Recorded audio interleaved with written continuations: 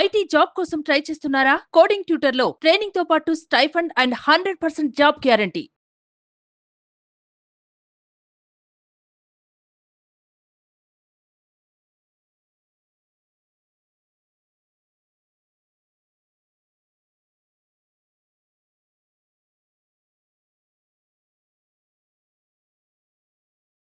నమస్కారం ఠాగూర్ గారు. నమస్తే అమ్మ. సరే, సో కోల్కతా ఇన్సిడెంట్లో ఎస్పెషల్లీ సందీప్ ఘోష్ గురించి కనుక మనం మాట్లాడినట్లయితే రకరకాల న్యూస్లు అయితే మనం వింటూ ఉన్నాం. అందులో భాగంగానే అక్రమ ఆస్తులు, అవినీతి ఆరోపణల గురించి కూడా మనకు ఒక అప్డేట్ అయితే వచ్చింది. దాని గురించి ఇన్ డీటెయిల్డ్గా ఏంటి సార్ ఇన్ఫర్మేషన్?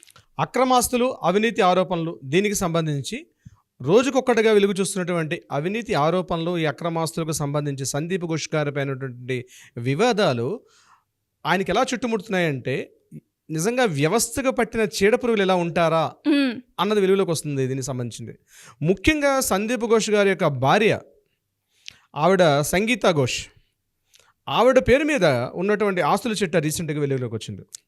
బల్గేరియా ప్రాంతంలో ఉన్నటువంటి సందీప్ ఘోష్ గారు క్యానింగ్ ఏరియాలో ఉన్నటువంటి కొన్ని ఫామ్ ల్యాండ్స్ ఏరియాలో అక్కడతో పోలిస్తే ఒక్కొక్క చోట ఒక్కొక్క రకంగా కొన్ని అపార్ట్మెంట్స్లో కొన్ని ఫ్లాట్స్, ఒక 3 ఫ్లాట్స్ అపార్ట్మెంట్స్ కలిగి ఉన్నాయి.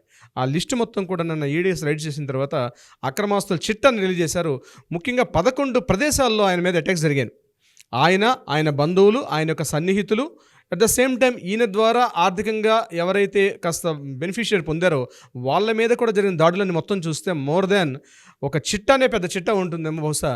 ఎలా అంటే వాళ్ళ మిస్సెస్ పేరు మీదుగా 2021లో ముఖ్యంగా క్యానింగ్ ఏరియా దగ్గరలో ఒక ప్రదేశంలో ఆయన ఒక అపార్ట్మెంట్లో ఒక 3 ఫ్లాట్స్ ఉన్నాయి. ఈ 3 ఫ్లాట్స్ కూడా గవర్నమెంట్, వెస్ట్ బెంగాల్ గవర్నమెంట్ నుంచి ఎటువంటి అప్రూవల్స్ లేకుండా పోస్ట్ అప్రూవల్స్ అంటే కన్స్ట్రక్షన్ చేసే ముందు అప్రూవల్ కాదు, కన్స్ట్రక్షన్స్ చేసిన తర్వాత వచ్చిన అప్రూవల్స్. బహుశా ఇది ఒక విడ్డూరంగా ఉంటాయి అన్ని విషయాలు కూడా. ఎవరైనా కన్స్ట్రక్షన్ చేయడం ముందు అప్రూవల్ తీసుకుంటారు, ప్లానింగ్ తీసుకుంటారు, అప్పుడు కన్స్ట్రక్షన్ స్టార్ట్ చేస్తారు. కానీ ఇతను చేసినటువంటి కొన్ని ఏవైతే ఆస్తులు ఉన్నాయో వీటికి అప్రూవల్స్ కన్స్ట్రక్షన్ అయిపోయిన తర్వాత వచ్చినటువంటి వెలుగులోకి చూసారు. ఆ లిస్ట్ని కూడా ప్రిపేర్ చేశారు ఈడీ నుంచి వచ్చేటువంటి అధికారులందరూ కూడా. ఇంకొకటి క్యానింగ్ ఏరియాలో దొరికినట్టు ఈయన యొక్క ఫామ్ హౌస్, అది 2 స్టోరీ బిల్డింగ్ ఉంది.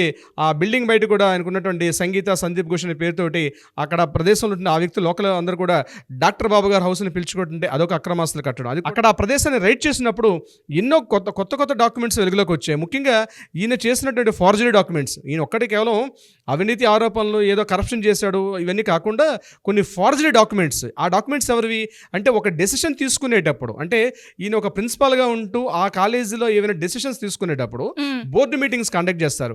బోర్డు మీటింగ్స్ కండక్ట్ చేసి బోర్డు మీటింగ్లో ఆ మినిట్స్ బుక్లో అక్కడ సిగ్నేచర్స్ అయిన తర్వాత బోర్డు మీటింగ్స్ ఓకే చేస్తేనే అవి ఇంప్లిమెంటేషన్కి వస్తాయి, అప్పుడే ఫండ్స్ రిలీజ్ అవుద్ది. దీని ఒక లెంగ్తీ ప్రాసెస్ ఉంటుంది. అయితే బోర్డు మీటింగ్లో ఎటువంటి అప్రూవల్స్ రాకుండా ముఖ్యంగా కాలేజీలో ఉన్నటువంటి 2 కేఫ్స్ ఉన్నాయి అక్కడ, 2 కాలేజీలు మొత్తం ఆ కాలేజ్ అండ్ హాస్పిటల్ సంబంధించిన దగ్గరలో ఆ ఈశాన్ కేఫ్ అని ఉంది. దాన్ని నడుపుతున్న వ్యక్తి ఎవరు? అఫ్సర్ అలీ ఖాన్, వాళ్ళు మిస్సెస్ పేరు మీదుగా ఉన్నటువంటి ఈశాన్ కేఫ్. ఇవన్నీ కూడా ఎక్కడ కూడా బోర్డు మీటింగ్స్ ఎవరు కూడా అప్రూవల్ చేయాలి అఫీషియల్గా, కానీ తను ఫార్జరీ డాక్యుమెంట్స్ చేసి అది కూడా ఈయన మీద సెక్షన్ నమోదైంది, ఫార్జరీ సెక్షన్ కూడా. ఈ టోటల్గా అనమాట ఆయన చేస్తున్నటువంటి అక్రమార్కులు చిట్టా చూస్తే ఒక్కొక్కటి వెలుగులోకి వస్తుంటే భయానికైనా కొలుపుతున్నాయి అనమాట. ప్రాపర్టీస్ అసెట్స్, ముఖ్యంగా ఒక గవర్నమెంట్ ఉద్యోగి ప్రభుత్వం ద్వారా ప్రతి నెలా శాలరీ అందుకుంటూ, ప్రభుత్వం ద్వారా పెన్షన్ అందుకుంటూ, ప్రభుత్వం ద్వారా గ్రాట్యుటీ అందుకుంటూ, ప్రభుత్వం ద్వారా ఇతర సహాయ సహకారాలు పొందుతూ కూడా గవర్నమెంట్ ఇచ్చినటువంటి నిధుల్ని మళ్లించే ప్రక్రియలో భాగంగా తన సొంతానికి తన స్వార్థానికి వాడుకోవడంలో ఇది చాలా సీరియస్ యాక్షన్స్ ఉంటాయి వాటి మీద సంబంధించి. అటువంటివి చాలా కోకొలలుగా ఉన్నాయి. అయితే ఇతని కేవలం ఒక ప్రిన్సిపాల్గా ఉన్నటువంటి వ్యక్తి అయితే ఇవన్నీ చేయలేడు. ఈయనకి డెఫినెట్గా రాజకీయ ప్రముఖులతో ఉన్నటువంటి సత్సంబంధాలు ఉండొచ్చు. అదేవిధంగా హైయర్ డిపార్ట్మెంట్స్లో, ముఖ్యంగా మినిస్ట్రీ ఆఫ్ హెల్త్ డిపార్ట్మెంట్, ఆ డిపార్ట్మెంట్లో కూడా ఈయనకి సంబంధించిన వ్యక్తులు ఎంతో కొంత సహాయం చేయకపోతే డెఫినెట్గా ఈయనంత ఆస్తులు కూడబెట్టే అవకాశం అయితే ఉండదు. వెలుగులోకి వచ్చారు కాబట్టి విషయాలన్నీ మనకు తెలుస్తున్నాయి. ఇంత కాకుండా ప్రతి కాలేజీలో ఇంకెంతమంది ఉన్నారో వాళ్ళందరూ కూడా చెంపపెట్టు. ప్రతి కాలేజీలో ఉన్నటువంటి వైద్య వ్యవస్థలో ఉన్న వాళ్ళు ఏదో ఒక రోజు నాడు పాపం పండుతుంది, ఏదో ఒక రోజు నాడు మీ కాలం మూడుతుంది. డెఫినెట్గా అలర్ట్ అవ్వండి.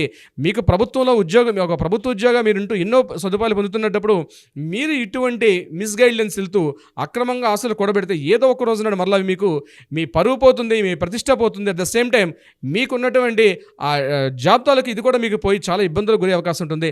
అటువంటి పరిస్థితిని సందీప్ ఘోష్ ఇక్కడ ఎదుర్కొంటున్నారు.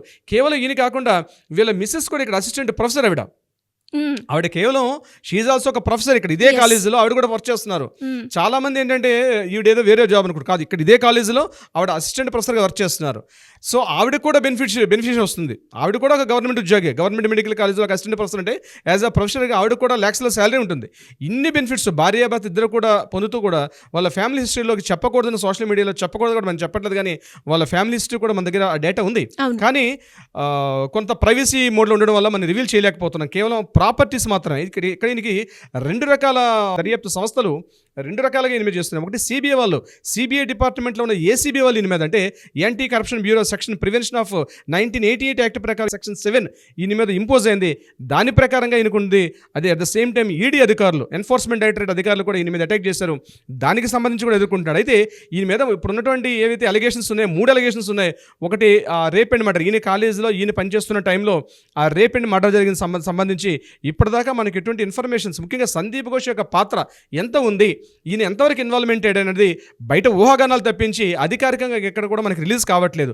సో అది మనం అక్కడ పక్కన పెడితే మిగిలినటువంటి అవినీతి ఆరోపణలు కానీ అక్రమాస్తులు కలిగి ఉండడంలో మాత్రం రోజుకోటి పుంఖాలుగా వస్తున్నాయి ఒక్కొక్క ఇన్ఫర్మేషన్ బయటికి. Yes. సో దీనికి సంబంధించి మనం అప్డేట్స్లోకి వెళ్ళినట్లయితే కేవలం ఆస్తులు ఇవే కాకుండా ప్రభుత్వ రాజకీయ సంబంధాలు, ముఖ్యంగా ఏదైతే ఈయన ఫామ్ హౌస్ ఉందో, ముఖ్యంగా క్యానింగ్ ఏరియాలో కలకట్టా నుంచి సుమారు ఒక 30 కిలోమీటర్స్, అంటే ఫర్ ఎగ్జాంపుల్ మన హైదరాబాద్ నుంచి శంకర్పల్లి చేయాలి ఎట్లా అనుకుంటామో అది చాలా కాస్ట్లీయెస్ట్ ఏరియా. అక్కడ చాలామంది బిజినెస్ మ్యాగ్నెట్స్, అదే పెద్ద పెద్ద పొలిటీషియన్స్ వీళ్ళు అక్కడ మాత్రం ల్యాండ్ ఎకరాల్లో కొనుక్కుంటూ ఒక ఫామ్ హౌస్ కట్టుకుంటారు. చాలా కాస్ట్లీయెస్ట్ ఏరియా, ఏకర్స్లో, అంటే సిటీకి అవుట్స్కట్స్లో ఉంటారు. అక్కడ వీళ్ళు చేసేటప్పుడు ఆ అటాక్స్కి వెళ్ళేటప్పుడు ఈడీ వాళ్ళకి లోపల దొరికిన డాక్యుమెంట్స్ విషయానికి వస్తే చాలామంది రాజకీయ ప్రముఖులు కూడా ఈ ఫామ్ హౌస్కి విజిట్ చేశారని, చాలా పెద్ద వాళ్ళతో సత్సంబంధాలు ఉన్నాయని, వాళ్ళు వస్తూ వెళ్తుంటారని కూడా లోకల్ వాళ్ళు చెప్పడం. అట్ ద సేమ్ టైం అక్కడ దర్యాప్తు పేపర్లు కూడా దొరికాయి. ఇప్పుడు ఏంటంటే మీడియాలో రిలీజ్ చేయరు, ఎందుకంటే చాలా కాన్ఫిడెన్షియల్గా ఆ డాక్యుమెంట్స్ని కూడా సీల్డ్ కవర్లో సుప్రీంకోర్టు హ్యాండ్ ఓవర్ చేశారు, హైకోర్టుకి హ్యాండ్ ఓవర్ చేశారు. దీనికి సంబంధించిన దర్యాప్తులు కూడా జరుగుతున్నాయి. ముఖ్యంగా సెల్డా కోర్టులో ఈయన ఫేస్ చేస్తున్నాడు, ద సేమ్ కలకట్టా హైకోర్టులో కూడా ఈయన ఫేస్ చేస్తున్నాడు ఈ ప్రాబ్లమ్ సంబంధించి. బట్ ఏదేమైనప్పుడు కూడా తొందరలో మరికొన్ని వివరాలు కూడా బయట వెలుగులోకి వచ్చే అవకాశం అయితే ఉంటుందండి సిరి గారు. సో మీరు చెప్తున్న ఇన్ఫర్మేషన్ కూడా sir everything point to point ఎంత క్లియర్గా చెప్తున్నారు. దాంతోపాటు ప్రతి ఒక్క అప్డేట్ కూడా మినిట్ టు మినిట్ మీ టైంని మాకు కేటాయించి ఇస్తున్నందుకు thank you sir. Thank you so much. Thank you so much అమ్మ సిరి.